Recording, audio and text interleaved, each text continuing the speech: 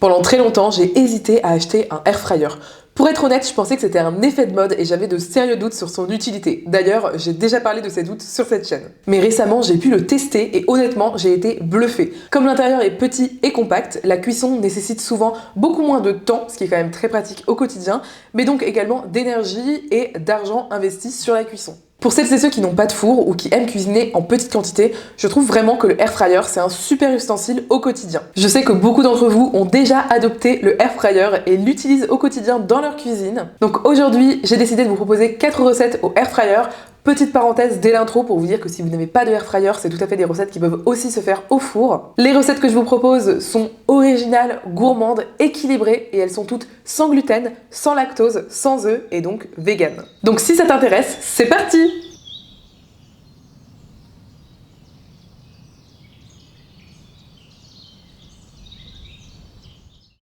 Je suis tellement heureuse de vous annoncer que cette vidéo est en collaboration avec Coro. Coro, qu'est-ce que c'est? C'est un site de vente de produits alimentaires en ligne. Ils vendent énormément de produits en vrac, en gros format. Il y a aussi des petits formats au besoin. Tout est super qualitatif et surtout, le mieux, c'est le prix. Malgré le fait qu'il y a énormément de produits bio sur le site, aussi des produits vegan, des produits à IG bas, eh bien le rapport qualité-prix est exceptionnel et surtout, en général, c'est une bien meilleure qualité que ce qu'on vous vend d'habitude. Vous le savez, je fais ma commande tous les mois chez Coro. Vous êtes d'ailleurs beaucoup à avoir également craqué suite à ma dernière vidéo sponsorisée et j'en suis très heureuse. J'ai eu des retours hyper positifs.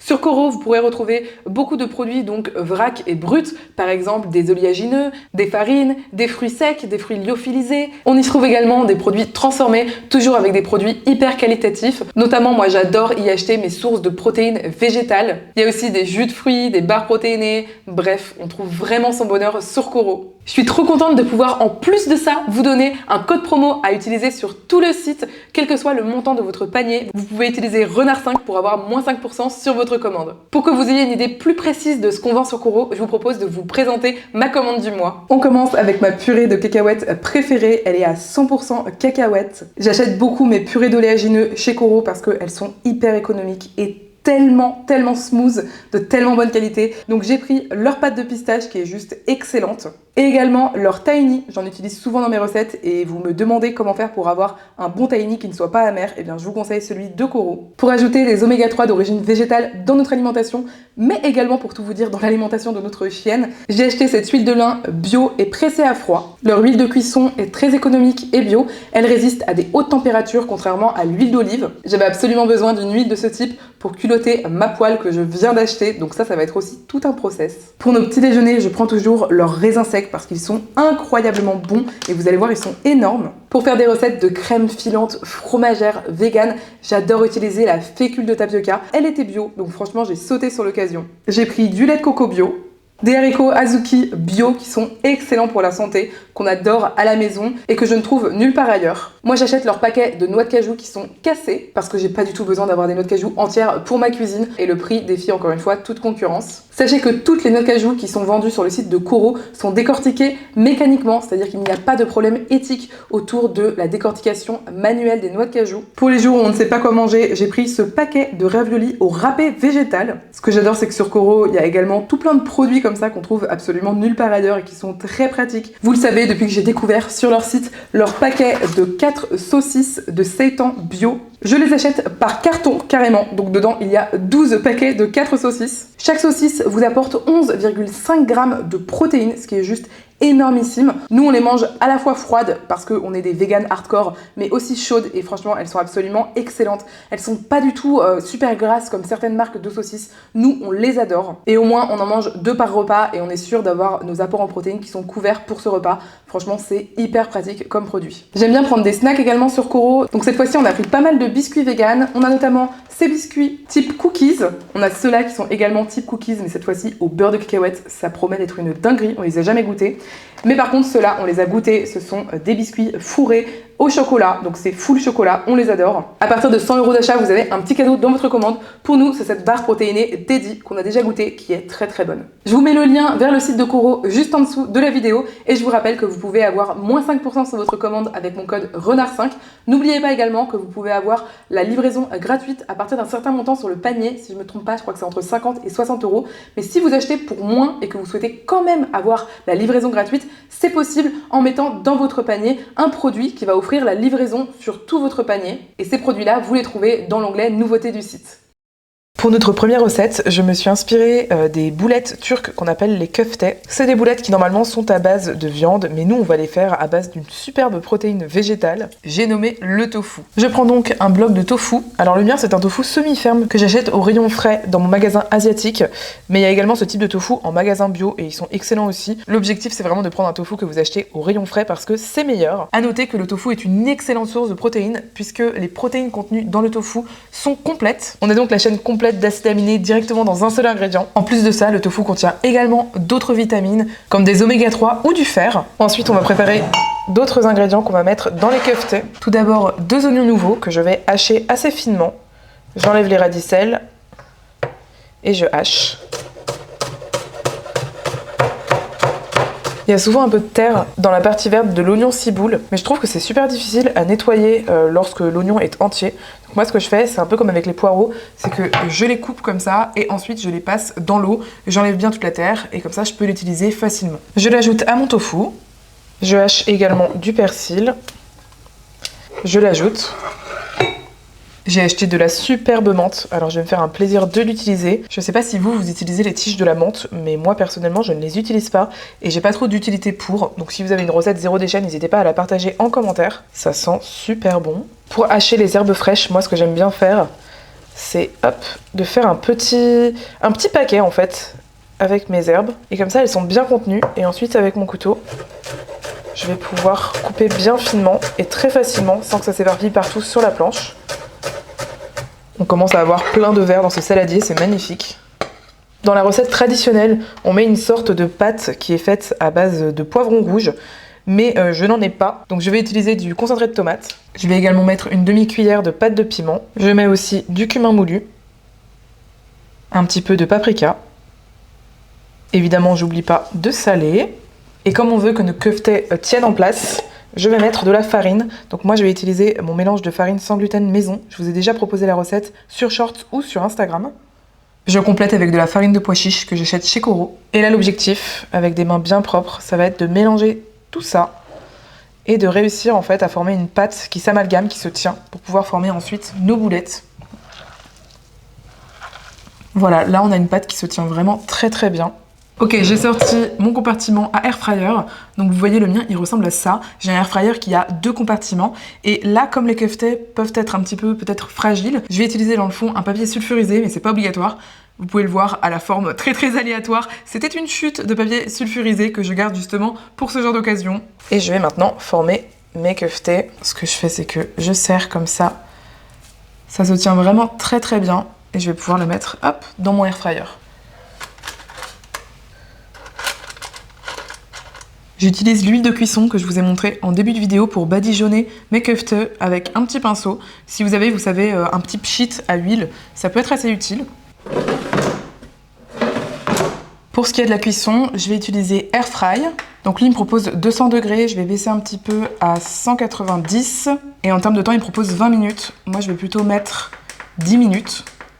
Et je pense qu'au bout de 10 minutes, je vérifierai ce que ça donne. Et peut-être que je mettrai Max Crisp, qui va permettre de bien faire croustiller sur les bords pendant par exemple 3 ou 5 minutes. Et voilà, en seulement 13 minutes de cuisson, regardez ce qu'on obtient. Elles sont magnifiques, bien croustillantes. J'ai donc fait 10 minutes de cuisson sur Air Fry et 3 minutes de cuisson sur Max Crisp. Je vais servir mes köfte sur une jolie assiette. Et voici le résultat sur une jolie assiette, ça donne juste trop envie. Les köfte sont bien croustillantes. Quant à l'intérieur, c'est bien fondant et super parfumé. Non mais regardez-moi ça. La prochaine recette est tout simplement ma recette de potatoes préférée. On pense que c'est difficile à faire maison les potatoes, mais en fait c'est hyper simple. Et avec le air fryer, c'est encore plus rapide pour la cuisson. Donc ce que je fais, c'est que je prends des pommes de terre de taille moyenne. Je ne les épluche pas, mais je les ai lavées précédemment et je les coupe comme ça en morceaux. Donc vous pouvez faire plus ou moins petits. Moi je fais en général 4 morceaux avec une pomme de terre moyenne.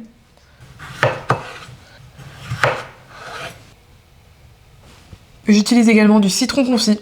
Absolument excellent. Donc c'est bien du citron confit en saumure, c'est-à-dire que c'est salé. C'est vraiment un ingrédient. Si vous n'avez jamais cuisiné avec ça, vous allez voir, c'est délicieux. Ça apporte vraiment à la fois de l'acidité, mais aussi de la saveur umami, de la profondeur dans votre plat. Je vous avais montré récemment sur Instagram en stories pour notre fête des voisins, j'avais fait du houmous au citron confit et ça avait beaucoup plu. Donc je viens couper un demi-citron confit en petits morceaux. Alors certaines personnes vous diront de ne pas utiliser la chair dans le citron confit. Je n'ai jamais totalement compris pourquoi, car elle est délicieuse, c'est pas amer, c'est pas gênant du tout dans une recette. Et si vous l'enlevez, vous allez tout simplement devoir jeter genre les 2/3 de votre citron confit. Du coup je vois pas trop l'intérêt. Donc moi je garde tout. D'ailleurs si je fais un houmous, je garde même la saumure. Je l'utilise comme liquide en fait dans mon houmous et ça rend le houmous encore meilleur. La seule chose que je vous conseille d'enlever, c'est si vous voyez des petits pépins. Ceux-là, ça va pas être intéressant dans votre recette, donc vous pouvez les enlever. Dans un saladier, j'ai mis mes pommes de terre. J'ajoute mon citron confit. Je mets également du cumin entier. On peut aussi utiliser du carvi, si c'est ce que vous avez chez vous. Et ensuite, je vais mettre à nouveau l'huile de cuisson, que je vous ai montré en début de vidéo. Très pratique pour ça. Hop. On n'oublie pas de saler, parce que des potatoes sans sel, ce ne sont pas des potatoes. On sale un petit peu moins que d'habitude parce que le citron confit est un petit peu salé. Et ensuite, il suffit de tout mélanger avec vos mains ou avec une cuillère selon vos préférences. Il faut bien que tous les ingrédients aillent un petit peu partout. Et la recette est déjà presque finie. Je mets mes potatoes dans mon air fryer. Ce que je vous conseille de faire, c'est quand même de bien les séparer dans le air fryer, pas qu'elles soient toutes amalgamées, sinon elles vont pas bien croustiller. Et ensuite, je vais le mettre en air fry. Donc c'est à 200 degrés, encore une fois je vais baisser à 190 parce que je veux pas que le citron brûle. Et au niveau du temps, c'est à 20 minutes. C'est absolument parfait pour les potatoes. Au four, ça m'aurait pris bien 45 minutes, donc c'est vraiment beaucoup plus court, beaucoup plus rapide. Je trouve que c'est hyper pratique en semaine et je les lance. Donc pour notre troisième recette, on va faire une frittata à base de tofu qui sera bien protéinée et absolument délicieuse. Parfaite d'ailleurs pour emporter dans vos lunchbox. Je commence par couper en tranches des champignons. J'ai également des haricots verts surgelés. Alors je vais les mettre un petit peu sur ma plaque pour les couper en petits morceaux. Je les ajoute dans mon saladier avec mes champignons. J'ajoute également du thym. Je sale. Et je mets à nouveau un filet d'huile de cuisson. Je mélange à la cuillère pour bien répartir tous les ingrédients.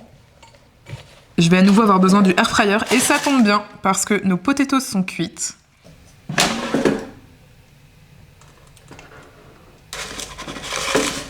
Et voici mes potatoes au citron confit. Elles sont juste magnifiques, ça donne tellement envie. Ce que j'adore, c'est qu'elles sont croustillantes à l'extérieur, fondantes à l'intérieur, et on sent bien le goût du cumin et du citron confit, en même temps avec les pommes de terre comme ça, cuites à l'huile, c'est juste excellent.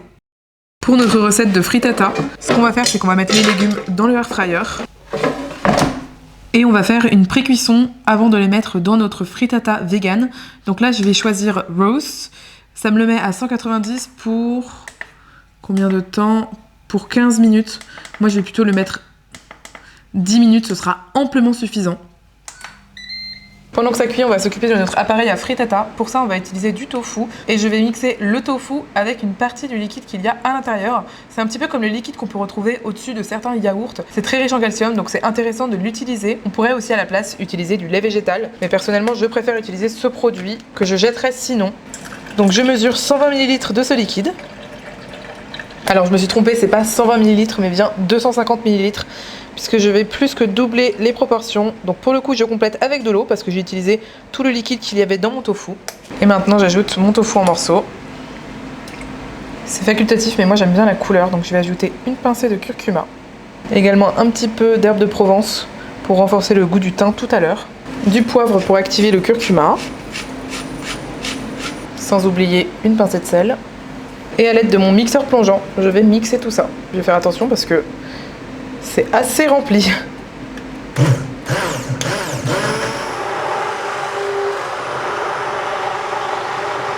Je verse mon appareil dans le saladier. Je trouve que mon appareil est un petit peu liquide à mon goût. Et comme l'objectif c'est d'avoir une frittata qui se tienne, je vais rajouter la farine de pois chiche de chez Coro. Je la passe au tamis pour ne pas avoir de gros grumeaux. Si vous n'avez pas de tamis, vous pourriez très bien mixer avec la farine de pois chiche. Et maintenant, je vais mettre tous les ingrédients de ma frittata. Donc évidemment, vous pouvez faire en fonction de ce que vous avez déjà dans votre frigo. Donc moi, je vais mettre 2 oignons verts hachés. J'ajoute également mes haricots verts et mes champignons que j'ai déjà cuits au air fryer. Pour la suite de la recette, j'utilise une boîte hermétique en verre que j'ai chemisée de papier sulfurisé. J'ajoute mon appareil à frittata vegan. C'est quand même bien protéiné grâce au tofu et à la farine de pois chiche. J'avais gardé quelques légumes de tout à l'heure pour pouvoir justement les disposer joliment sur le dessus. Voilà ce que ça donne. J'ai assez pour faire un deuxième moule. Ça tombe bien parce que j'ai 2 compartiments dans mon air fryer comme vous avez pu le voir. Donc rebelote. J'ai fait une déco différente pour le deuxième. Dites-moi en commentaire lequel vous préférez, ça m'intéresse trop de savoir. Ensuite, c'est tout simple. J'installe mes Tupperware comme ça dans mon air fryer. Et le deuxième.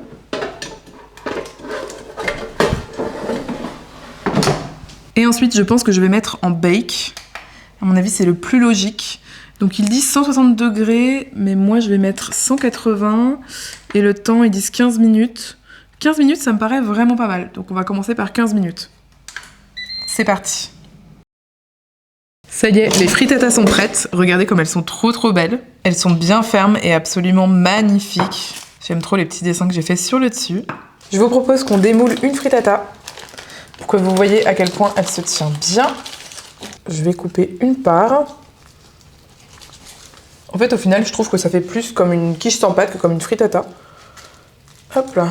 Tellement gourmand, bien protéiné, riche en fer, en calcium, en oméga 3. C'est vraiment parfait. Et alors la version lunchbox ou repas emporté, bah, c'est juste trop pratique. Il vous suffit de mettre le couvercle sur votre boîte hermétique.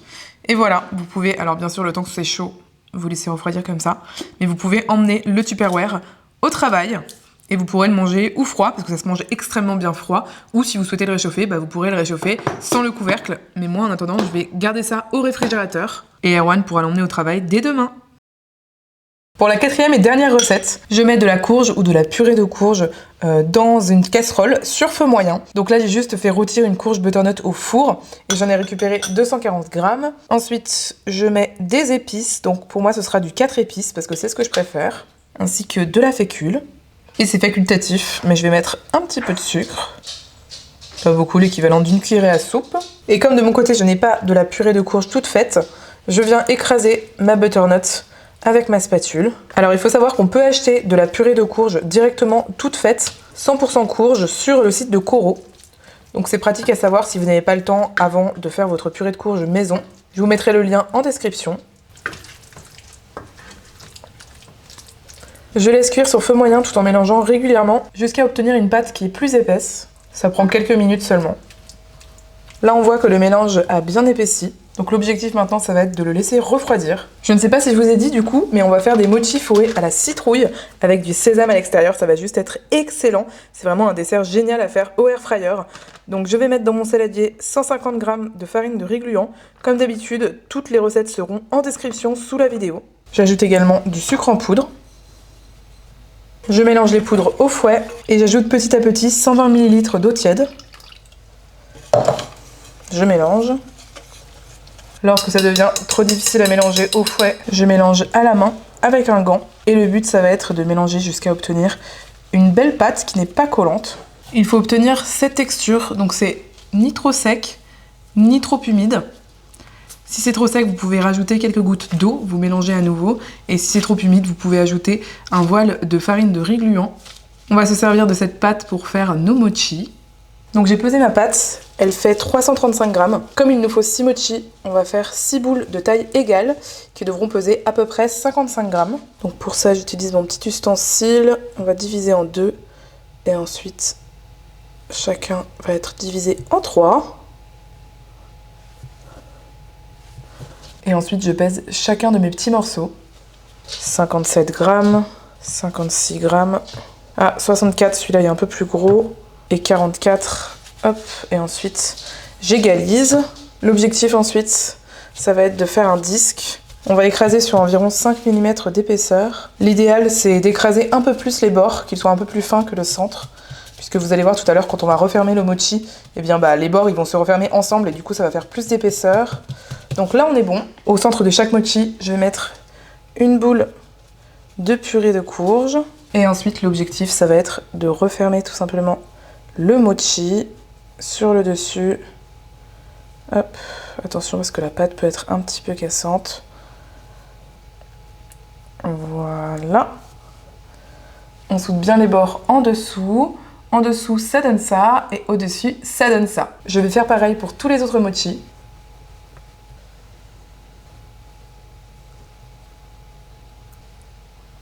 La prochaine étape est très simple. On a notre mochi. On vient le mettre très rapidement dans l'eau. Et ensuite, on le met dans un récipient avec des graines de sésame. Donc moi j'ai fait un récipient avec des graines de sésame noires et un autre avec des graines de sésame blondes parce que j'ai envie de faire les deux types de mochi. Et une fois que c'est fait, je le place dans mon air fryer que j'ai à nouveau chemisé d'un papier sulfurisé. J'en fais un autre au sésame blanc, donc c'est très important d'aller vraiment vite lorsque vous le mettez dans l'eau parce que la farine commence à fondre en fait, donc il ne faut pas le laisser trop longtemps. Voilà, je le roule bien de tous les côtés et je le place à côté dans mon air fryer.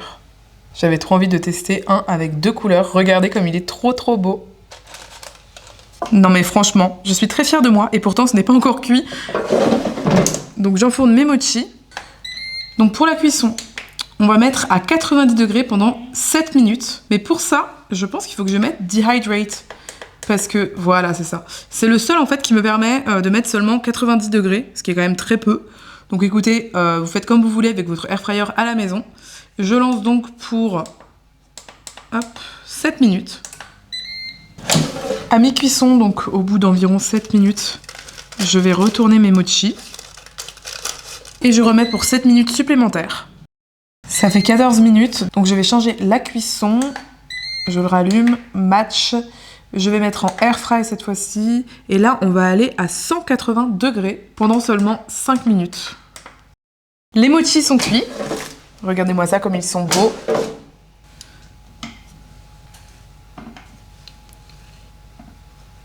Donc on va découvrir à quoi ça ressemble à l'intérieur. Je vais en couper un en deux. Waouh, c'est fumant.